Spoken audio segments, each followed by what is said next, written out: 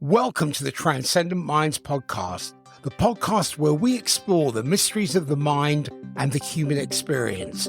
Join us as we delve into topics such as consciousness, spirituality, and personal growth with expert guests and thought-provoking discussions. Get ready to expand your mind and discover new insights on this journey of self-discovery. Now here's your host, Peter Michael Deeds. Today, we have a special guest, Lea Durante, a former family nurse practitioner turned integrative health coach. Lea's journey is a testament to the power of integrating body, mind, and spirit for true wholeness and vitality, and she'll be sharing insights into polyvagal theory and how understanding our nervous system can lead to profound shifts in our lives. Lea, welcome to the Transcendent Minds podcast. Peter, thank you so much for having me. I am thrilled to be here and be with your audience. I want to understand more about your origin story because you spent a decade as a family nurse practitioner prescribing medications, treating patients, but you witnessed the gap between traditional medicine and true holistic well-being. And despite your efforts, you noticed that patients struggled to achieve the vibrant health and vitality they desired. So you began to question what was missing, and that led you on a journey of exploration and diving into evidence-based modalities that focused on the integration of body, mind, and spirit. Can you tell us more about your journey moving from the family practitioner to turning towards an integrative health coach? Absolutely. So I went to college and got a degree not in nursing, and as life evolves, discovered that nursing was going to be a really impactful way for me to be in people's lives, to be on the journey of health and wellness. I really saw it as an avenue to help eliminate suffering in our world and to really work with people on a daily basis. And so I went back to school and I got my RN and my NP degree so that I was operating essentially like a physician would. I'm the person that you came to in the clinic when you had a cold, when you needed your well woman checkup, when you were struggling with your diabetes or your hypertension or headaches or unexplained stomach pain. Like I was the first stop for people. And I had the opportunity, because it's primary care, to work with people over long periods of time rather than the emergency department or just a specialty where you're seeing somebody for only one condition. And because I was in family practice, I got to see kids, and then I got to see their parents. And then I even got to sometimes see the grandparents or the cousins. So I got this really interesting view of families and health across the lifespan. And when you're first in practice, you're just trying to not kill somebody. Like you just want to make the right decision and not order a medication that's going to give them an electrolyte imbalance. You want to not miss the headache symptom that could be that they're having a bleed in their brain. Like at the beginning, there is so much to know, and it's a significant responsibility to have people's lives and their health in your hands as the expert. So it wasn't until probably about 5 or 6 years into my practice and I felt more comfortable in the everyday work. And I was starting to reflect that people weren't really getting better. And now I had this kind of time under my belt. So I would see, oh, wait, we worked on this anxiety 2 years ago and it's back and it's no different. And that pill didn't help. And so we prescribe another pill. And all of a sudden we've tried 3 or 4 different medicines for this thing. And I started to question, perhaps we have the wrong etiology happening here, because if we're treating the wrong root, then we're not going to get the results that we want. So there was some of that reflection coming in for me. I was in the clinic during the pandemic, and that was a very stressful and difficult time for everyone. And I know people don't classically think of primary care as the place where a lot of folks' mental health is treated, but it is. About 35% of my visits are about mental health. I would actually argue every healthcare visit is about mental health, because our mind, our mindset, that's why I love this podcast, looking at what is the mind, how are we approaching our health, our perspectives that influence it, and knew finally during the pandemic, it was a place of burnout for me personally, that this wasn't working. It wasn't working for my patients. It wasn't working for me. And I'd had some unfortunate interactions. I'm in the United States. I live in Idaho. I was living in California at the time. We just moved to Idaho. And just some really awful experiences with health insurance and seeing how the system really isn't set up to care for people. So that's where my journey began. Really a love for people and a desire to see people well, and getting really honest with myself that the standards of care, I'm your like classic straight A student. Like I follow the book, do the things exactly right, keep up to date on the evidence, do all my continuing education. I'm prescribing these medications, I'm making these referrals. And it felt a little bit like that kid's story of the Emperor's New Clothes, where the emperor's walking around actually naked and everybody is saying, oh, you look great. Love those robes. They're so fabulous. It started to feel a little bit empty, and that it was a lot of smoke and mirrors without a lot of result. What were some of the initial signs or moments that made you realize there was a gap between traditional medicine and holistic well-being? I think it was this ability to watch over the lifespan. So it almost became archetypal.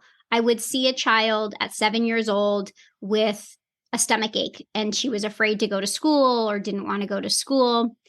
And we would check for the organic causes for her stomach pain, and that would be okay. And really it would come down to kind of anxiety or stress, and we might recommend something or not. But then I had this bird's eye view to be able to see, I knew who that 7-year-old was going to be at 14. When she started having drama with her friends and stress with tests and thinking about getting into college and university and what that stress and anxiety was going to look like in her. Then again, I didn't see that particular patient because I wasn't in practice that long, but you see these patterns across people.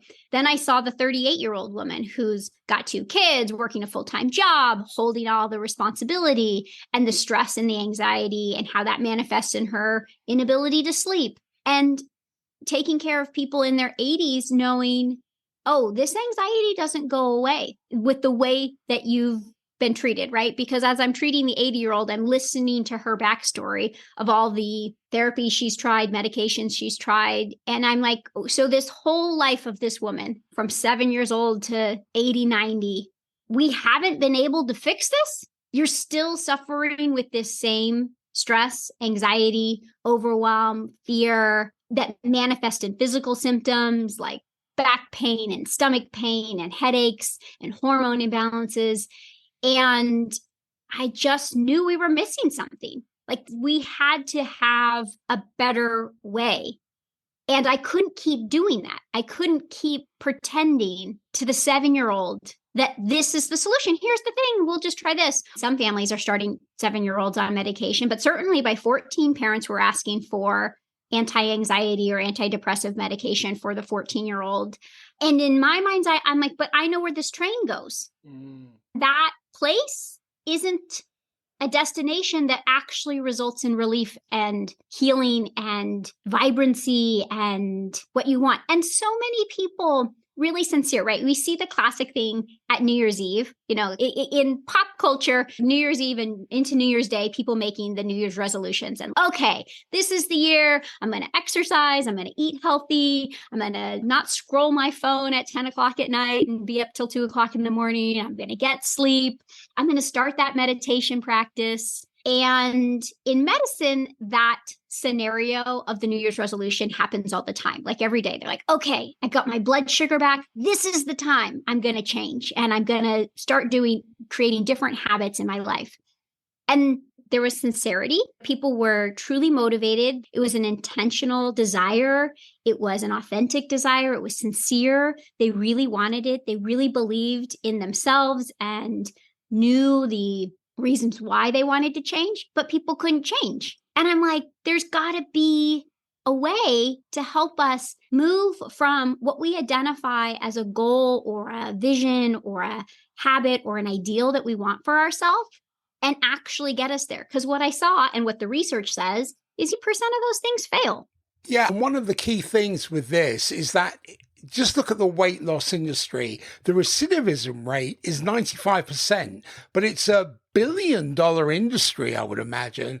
And one of the key things we have to look at As an example, with weight loss, or I prefer to say weight release, is the subconscious mind. And we have to understand that what people do or say at New Year's is that they have a habit. They think they're going to change that. So what do? They flare into an initiative. But what happens is that come January, come February, March, you can see the attrition rate in gyms. Oh, by the third week of January, over 50. Right? Yeah. But then they go into over and under compensation between habit and initiative. What happens if you've got 20 to 30 years of habit, it's just not going to happen because you decide to flare into an initiative. Because you take that initiative, habit reclaims you, and then you look for the next shiny object syndrome or the next weight loss product. And again, you get reclaimed by habit. And then you go into blame and avoidance because you say it didn't work because of X, Y, or Z. And we are sold that there is an expert outside of us. If I just have this pill, if I just have this program, if I just had this gym membership, even if I just had support, there's so much focus externally on either what do I need to do, what product do I need, what service do I need, or what do I need to have in order to start behavior change. So yeah, I work a lot with the nervous system, but also the subconscious mind, because 90% of what we think, what we feel, what we do, our attitudes, our habits are stored in that subconscious. And if we are not including the subconscious mind in any health endeavor, physical, mental, emotional, you're not going to get results. And it's going to feel hard. And some people do have that kind of gripping force and willpower to make some things happen. But like you alluded to, there's the kind of the slide back into what was before. Understanding the subconscious is huge. And the work I do is how our nervous system is perceiving the world around us influences how our subconscious mind selects for the important material. Through our senses, both internal and external, we are exposed to 11 million bits of information at every second. That information comes through our nervous system, right? Comes through touch, through eyes, through ears, through heartbeat. And as our nervous system takes in all of this information, it's the subconscious mind that filters those 11 million bits every second and delivers the most relevant 40 to 100 bits to our conscious mind. That's all our conscious mind can process at any one moment. And so if we're not understanding how the nervous system and the subconscious mind feed together to create this filtering system of how we see the world, how we perceive the world, then we miss the opportunity to use the power of these systems. We just joke sometimes it's like ChatGPT. If you put in a poor prompt into ChatGPT, you get out like word salad that sounds very much like a machine. But if you put in a good prompt, you get out a different result. And that's similar when we can utilize the power of this subconscious mind to really screen for and direct our attention and our behaviors towards what we want. Now we have congruence and things actually can move quickly and be easier and change and have those results that people want with a lot more ease. Environment plays a crucial role in our journey towards behavioral change. No matter how strong our willpower might be, as an example on New Year's Day or any other day, motivation tends to ebb and flow. That's why it's essential to cultivate an environment that supports the changes we want to make. As an example, if you're trying to quit smoking or cut back on drinking, but you're constantly surrounded by friends who smoke and drink, it's going to be a constant battle of willpower. And they might say, oh, just one more drink or just one more cigarette won't hurt. Come on, let's have another round. And before you know it, you're right back where you started. So it's crucial to intentionally shape our environment to align with the promises that we make. But here's the thing, it's not always easy. It takes effort, it takes dedication, and you've got to gradually build up the support systems and structures that reinforce the changes you want to see. But it is really about consistency. It's building identity. It's putting the work day in and day out. Because when you cultivate and create an environment that fosters constructive habits and behaviors, it sets you on a trajectory towards your desired outcome. You're cultivating a sense of self-mastery where your inner circle and surroundings are working in harmony with your goals. And that's where the real sustainable transformation happens. Yes. And so I would argue the cool thing about the nervous system is I agree with you. Let's make it easier on ourselves. Let's put ourselves in environments where we can make the choices that we want to make. And let's also recognize that we can't live in a bubble and we live in the real world. And there's always going to be situations and experiences that you can't control. And you can't have that kind of direct manipulation of what's around you or who's around you. Which is why the power of the nervous system is so great, because understanding how our nervous system is reading environments. So the first part is understanding your nervous system state, understanding polyvagal theory, this idea that our nervous system, we classically think about things like fight or flight. We're pretty good at identifying what a trigger is and shifting into fight or flight. But our nervous system actually has three states, not just sympathetic fight or flight and parasympathetic, as we're classically taught. There's the sympathetic activation, but on the parasympathetic side, there's actually two different circuits of that vagus nerve. And one of the circuits goes to something called dorsal vagal, which is that shutdown place, that place where you can't think straight, you're confused, you kind of lack confidence. Yeah, your brain fog, there's no energy, you're shut down. And really, that's the very primitive, very first in our evolutionary biology and development. That was the first place that developed for protection. So that's the being stuck in the back of a cave and getting into the fetal position and shutting down and preparing for an attack.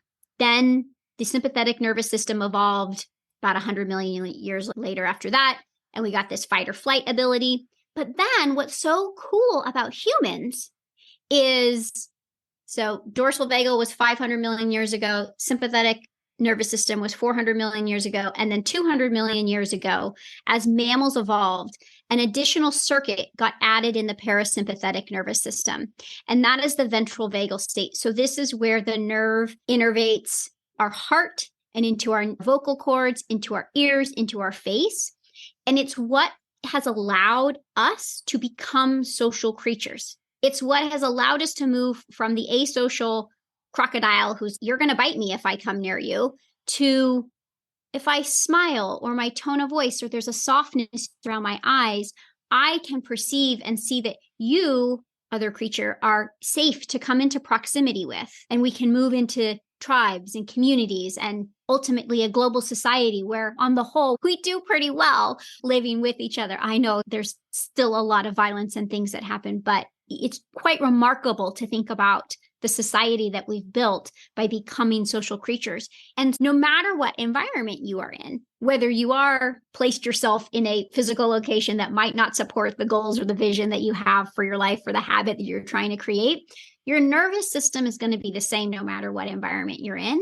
And so when you start to know what my body feels like when I go into sympathetic activation, what my body feels like when I go into shutdown, what my body feels like when I'm in ventral vagal and safe and connected and social, and I can make those empowered choices.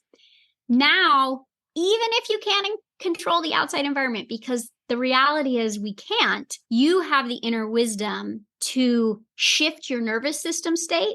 And again, shifting our nervous system state it's always state before story. So as we shift our nervous system state, that's almost like, to continue our analogy of the ChatGPT prompt. When we shift our nervous system state, we give a different prompt to the subconscious mind. So now when we're in ventral vagal at the top of the nervous system, where we're playful and connected and grounded and confident, and that is the place where our physiology is optimized. Remember, our bodies know how to heal. Our bodies know how to create exactly the amount of thyroid hormone you need. It knows how to create the cells that you need to regenerate your bones and build new blood cells. Our body knows. We don't have to think about this. We're so grateful that this is all unconscious. Yeah, we can create all kinds of neurochemicals and hormones and endocannabinoids, all kinds of different chemical messengers within our body. Our body knows it's designed. It's got this incredible intelligence within it When we are in ventral vagal, that is optimized biology. And we get the optimized biology, and that is the prompt, again, if we're going ChatGPT, that signals to the subconscious mind to bring up the patterns of thought that are going to serve, again, whatever goal that we have, rather than this is impossible, it's never going to work, or just give up, all those self-defeating stories that are also stored in our subconscious. But which one we access is influenced by the nervous system state first. It's also the impressions we take in, because you bring up a fascinating point about how our brains process and filter the immense amount of information that we are bombarded by every single day. And we have this intricate system of sorting through millions of pieces of data, deciding what's important and filing it away for later use. But when I think about it, the impressions we take in through our conscious mind gets filtered through our semi-conscious, almost like a filing cabinet, organizing everything. When you're trying to recall something and it feels like it's on the tip of your tongue, and that's your brain rifling through those files, trying to find the right one. But here's the thing, what we don't neutralize in the semi-conscious or process consciously ends up getting expedited or stored in the unconscious, where all our programming and conditioning reside. And that's why it's vital to have a dialogue with our subconscious, whether it's through journaling or hypnosis or other methods. And we need to unpack those belief systems and filters that shape our perception of the world. It's like having a conversation with what I call my inner superhero team, where each part of the body represents different situation. What is your superhero team? So a green part is for calmness, a yellow part is for dealing with stress, and a red part is for reacting to danger. So when it comes to listening to our bodies and understanding what is it trying to tell us, it's about tuning in and practicing self-awareness. But we need to wake up that self-awareness and pay attention to those subtle signals. Maybe it's a tightness in the chest when you're stressed, or a fluttering in your stomach when you're nervous. But once you recognize these cues, you can start to implement techniques to calm yourself down. And that could be breath work, mindfulness practices, or finding comfort in familiar routines, like snuggling up with a favorite blanket.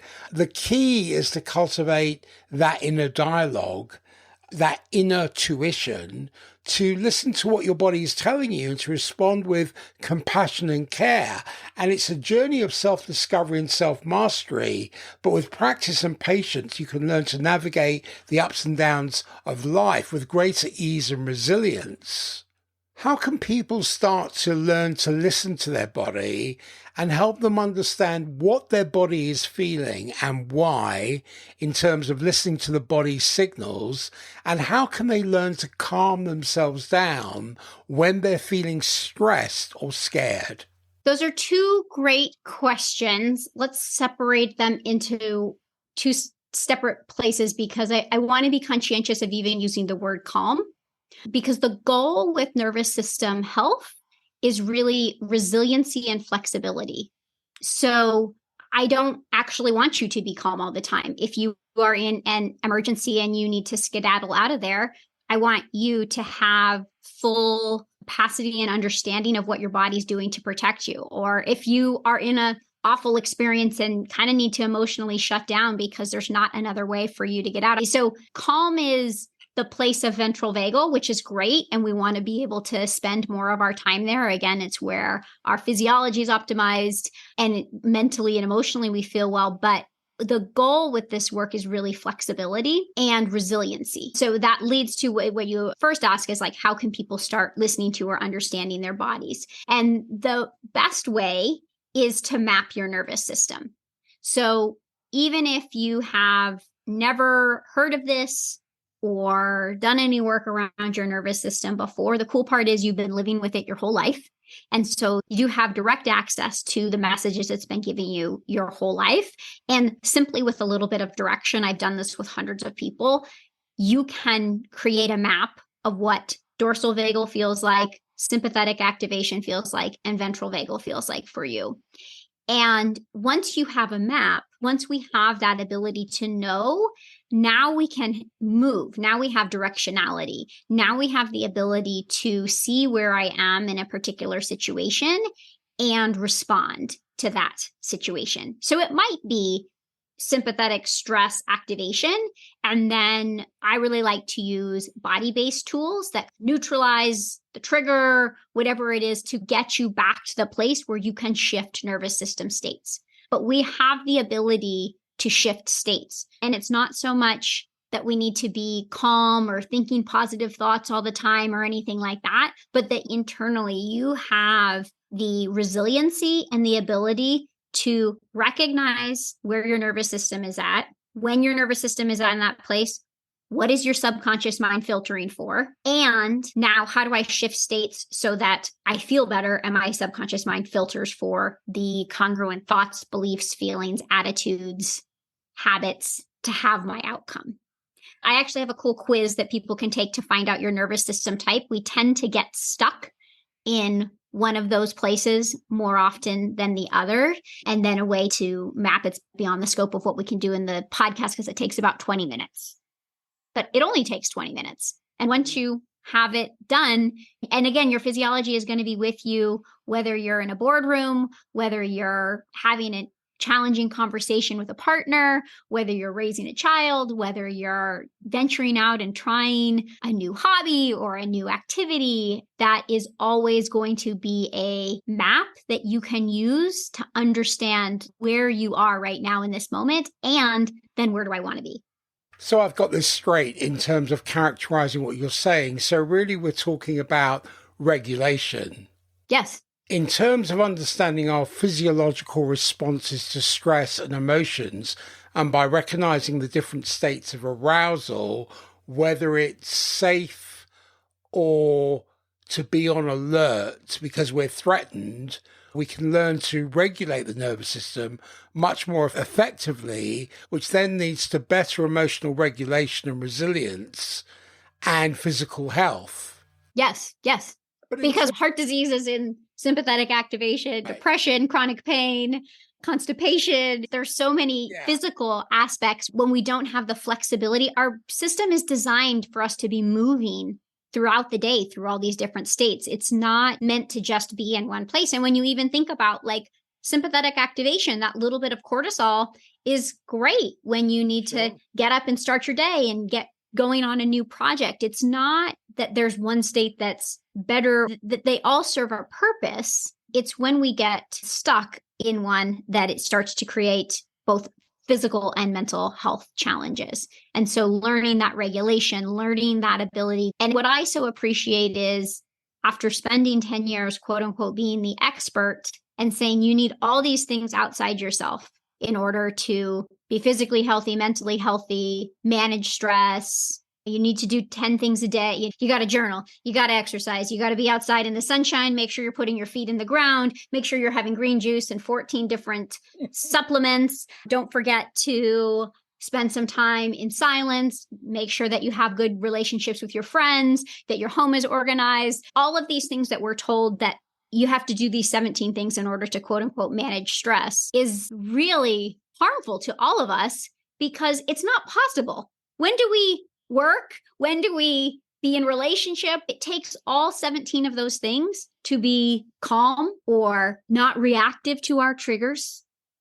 How realistic is that for person? Because it keeps people delusionally busy, not efficiently busy. And there's a huge distinction between the two because in the machinery of distraction, it inculcates people to be delusionally busy, not efficiently or effectively busy. Agreed. Yes. And so again, once we know our nervous system, you can switch out of stress in an instant. I teach people do it in a minute. It requires nothing more than your awareness of what's actually happening inside your nervous system. And you do that. That's all you, right? That doesn't take an expert. That doesn't take new yoga pants. It's so funny, like all the things that get marketed as like the way. Yeah, that's a whole other conversation, marketing. But delving into the intricacies of our nervous system and its impact on our relationships, I find that a fascinating topic. So understanding concepts like polyvagal theory, I can see that it can offer profound insights into how we navigate social interactions and relationships. Let's break it down, because polyvagal theory essentially explores how our autonomic nervous system regulates social behavior and emotional responses. And it suggests that our nervous system has evolved to respond to various cues of safety and threat in our environment. How does this apply to improving communication, empathy, and connection in our relationships? Because we all want improved communication and empathy and connection. Yeah, I love it. I love it. It's a great question. Yeah. So again, it's understanding that whether you intend to or not, in every interaction you are having, your nervous system is communicating what nervous system state you are in. The fake it till you make it doesn't work. You can't pretend to be calm and empathetic and connected and really want to have an intentional conversation with somebody if on the inside you are revved up in sympathetic activation. Our physiology has evolved to be really sensitive to the clues that we give. So the best way to improve relationship and communication and empathy and being able to have a challenging conversation with somebody and stay connected, not have that rupture happen, even within a challenging conversation, is learning this skill of regulation so that you can stay anchored in ventral vagal, which is the safe and social and playful and connected and caring place. And when you engage in relationship from that place, you're not having what I see a lot in relationship and conversation. So two things that happen. And again, it's a moment to moment adjustment, right? Let's say we're having a challenging conversation. Your nervous system is going to respond to the tone of voice of the partner you're having the conversation with. So if the tone of voice comes off sharp or dismissive or something like that, your nervous system is going to respond to that. Maybe that shuts you down a little bit because you want to protect yourself. You're not quite sure if that tone of voice is something that you are able to engage with. So it is the moment to moment awareness to go, oh, wow, the way he just spoke to me started to move me into shutdown. And then I can ask myself the question, but am I okay? Yeah, again, nervous system, millisecond, instantaneous. These are the things that are going to protect us from the predators. It's been evolving over millions of years to respond in an instant. But this is where we can use our conscious mind to go, oh, I just started to shut down based on his tone of voice. Am I actually okay? Was it actually a tone of voice? Do I know that he actually loves me and cares about me? And that was a tone of voice reaction. Now I can take a deep breath and reorient back to, I'm safe, we're connected. And hey, that tone of voice, when you speak to me in that tone of voice, it's difficult for me to stay open and engaged in this conversation. Rather than what I see is the tone of voice happens. Again, it's all so automatic. We just shut down, say, I'm fine, whatever, move on, whatever you want. And you've lost the moment of connection. Is that helpful? Yes, that's very helpful. You're absolutely right. But when we experience triggers that activate our historical mechanisms, we often respond with reactive patterns that stem from past experiences. And these patterns can manifest in a variety of ways, such as sulking or withdrawing from a conversation during an argument. It's like a default response that's ingrained in us, often without us realizing it.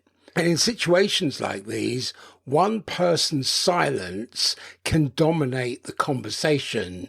It's like becoming their way of winning or exerting control. And this behavior may be rooted in past traumas or conditioning where silence served as a coping mechanism or a means of self-protection. But I see this is where polyvagal theory comes into play, offering a valuable framework for understanding the impact of trauma on the nervous system. because trauma essentially disrupts our body's natural response to perceived threats, leading to dysregulation in the autonomic nervous system. And it also helps us understand how trauma can affect our physiological responses, particularly in terms of how we navigate states of safety shutdown. Because I see in trauma survivors, this dysregulation manifests as heightened reactivity, hypervigilance, or even disassociation. So the question that comes up in me is, what kind of framework does polyvagal theory offer for understanding the impact of trauma in the nervous system? Because I'm really looking at how does the body respond to perceived threat. Because I've seen trauma survivors can develop strategies for healing and recovery. Yes, for resiliency. We're built for resiliency. And if you really think about the human race has gone through a lot of trauma, it's a traumatic experience to be a human. And so our evolution and our biology has been preparing us for this. I think there's a lot of therapists that work with polyvagal theory for people who have gone through significant trauma. And it is really helpful because it connects them back to their body to understand what the response is that they're having. And then again, the whole beauty of this is once you have the map, you can now move to the other place. Yes, awful, horrible, horrific things happened. What I like to remind people is even if you can't touch that state right now of feeling really relaxed and connected and empathetic and playful and social and safe, it always exists in your nervous system. It's always a possibility to be there. Our body wants us to get back to there. We don't have to stay stuck in the shutdown place. We gently, and that's why I work with people working in the moments of your day, working moment to moment, day to day, that when you start to notice that shift, again, maybe it's just the change of a tone of voice of somebody, or the email that you get, or the traffic that you're stuck in, or the concern that your child isn't reading at the level that they should be reading at. Our environment is going to give us ample opportunity to be reading our nervous system state, as well as ample opportunity to connect to ventral vagal. So we focus so much on the trigger. And what I really help people to identify is if we can get really good at recognizing what's called a glimmer, which is these environmental cues that everything is okay, then we can regulate and keep a home base in ventral vagal, and we can visit the other places, and we can have access to the other places when we need them, but we can spend the majority of our time in that ventral state. The reason it's so helpful for people who've been through really awful things is knowing that place still exists within them where things are okay. And like bit by bit, we can get you back to there. This is not a final sentence. I want to understand how the nervous system regulates arousal levels, because I think that's critical in addressing mental health concerns. And what I can see is that polyvagal theory offers valuable insights into this process, because it suggests that individuals with anxiety may have a dysregulated autonomic nervous system, thereby leading to chronic activation of the sympathetic fight or flight response. And by recognizing this dysregulation, then therapeutic interventions can focus on restoring balance to the nervous system through techniques such as deep breathing, mindfulness, grounding exercises. And my question here is, with polyvagal theory, what are the implications for various mental health conditions such as anxiety, PTSD, autism, spectrum disorders? What's really interesting to see is when your nervous system is in ventral vagal, you aren't experiencing anxiety. Very careful with the labels of diagnoses, because I think diagnoses, they can be helpful for explaining some things, but then they can also become an identification. Let's just take anxiety, for example. So anxiety is actually the state that lives within the sympathetic nervous system. We would consider it actually adaptive, like it warns you if something is problematic or could be troublesome. It makes you like re-examine, is this something I need to be worried about? Sometimes it makes you move into action, right? That can be a good thing if you're looking at habit change. And it's so interesting the way that they define anxiety, right? It's 6 months of generalized anxiety disorder, 6 months of perpetual worrying that's impacting your daily life. And it's why is it 6 months and not 4 months or 9 months? It's a very arbitrary number. And the way I would say it is a place where we are stuck in the sympathetic place, like you described, distracted, busy, chronically conditioned to see worry and perceive threat and to be concerned about what other people are thinking about us or how to use that subconscious mind and that imagination to fear the future rather than the reality that we don't know exactly what's going to happen in the future. But when those things get repeated over and over, then that's where it moves into the neural networks of the brain and the subconscious, and it just becomes the record or the tape that gets played. But we always have the different nervous system states. So I think it can be really hopeful for people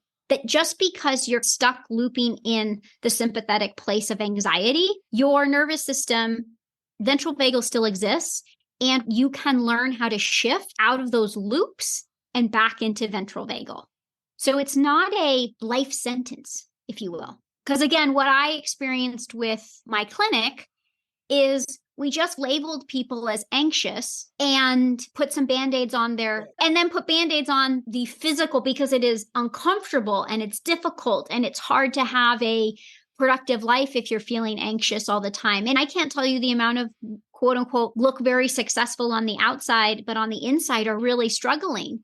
We always have the potential to move out of that stuck place. So that's where I talk about resiliency a lot and that flexibility. Yes, that's a very important aspect of it. And I wish we had more time to go into it because I think resilience is a huge topic to talk about. And here I'm thinking about parents and parenting and educators and caregivers and in education, because I can see that they can all benefit from understanding polyvagal theory to creating or facilitating environments that can promote psychological safety and support healthy nervous system development in children. But how do we do that? How do we do that? You learn how to live in ventral vagal. When you are in ventral vagal, you are communicating to all the nervous systems, whether they are 4 years old or 8 years old or 14 years old or 18 years old, that this is a safe place.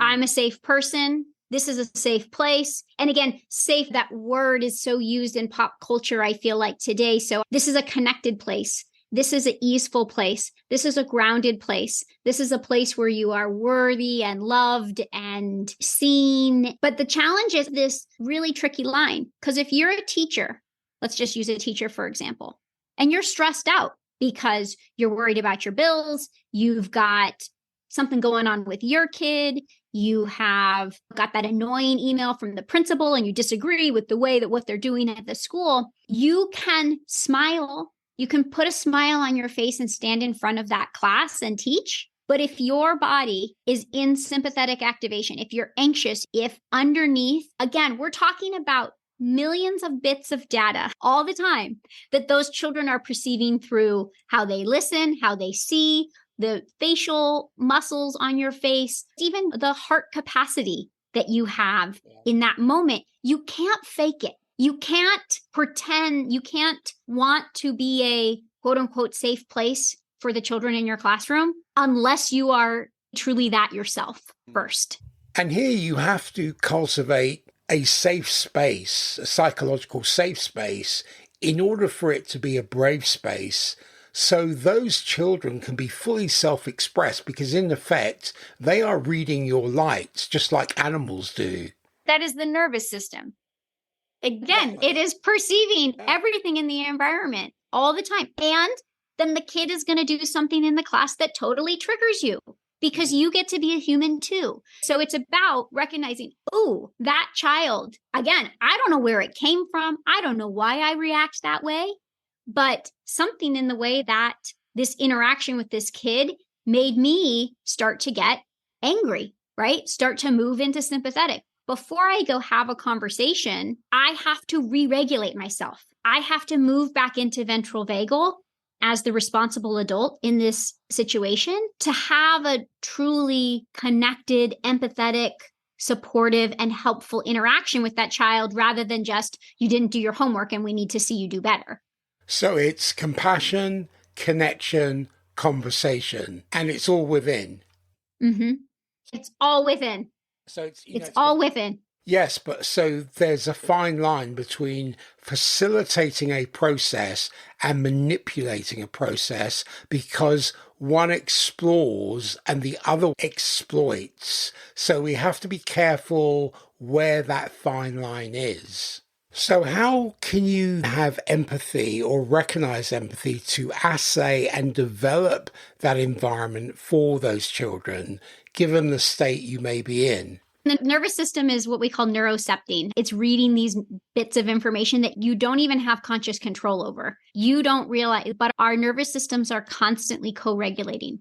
We're constantly reading. This is how we survived. This is how we moved into become social creatures, is constantly reading the nervous systems of other people around us to know we're okay. That's why I like the phrase, am I okay? So is there a mutual co-shaping that goes on and a co-regulation?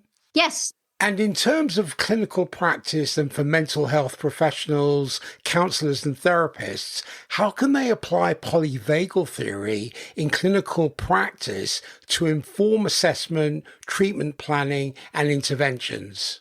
Lots of them do. So it's very popular within mental health and therapy. And I would actually encourage, if you're going to do, especially as you alluded to, the patterns of thought that we get into, if you're looking at therapy, make sure that you are working with somebody who understands the physiology in the body, because just repetitive talk about your problems is not going to help you change or solve. It's not going to take into account the subconscious mind or the nervous system. So I think anyone looking at any sort of modality for change, so important to include someone who understands the subconscious mind. It's 90% of us. I know it seems so hard to believe, but it's 90% of our behaviors and our feelings and our thoughts. I know we're up against time because I know you had another meeting, but to conclude, do you have any parting words and where can people find you?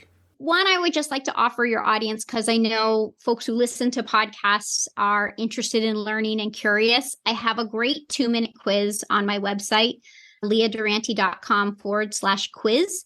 2 minutes, super illuminating, and it will give you your nervous system type. So where you spend the most of your day.